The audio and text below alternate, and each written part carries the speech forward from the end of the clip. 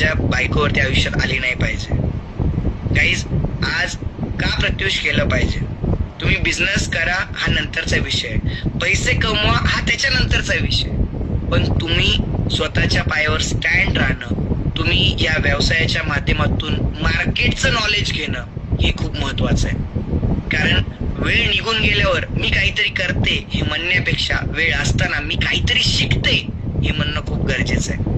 कारण या काळात तुमच्यापेक्षा तुमचे मुलं हुशार आहेत. हे सोनो हे जर मान्य करता, आणि जर वाटत असेल की ह्या काळात मला काहीतरी करायचं आहे तर पैसा कमवणं नंतर ठेवा, पण काहीतरी शिकण्यासाठी, काहीतरी पुढे जाण्यासाठी या व्यवसायाला नक्की जॉईन करा.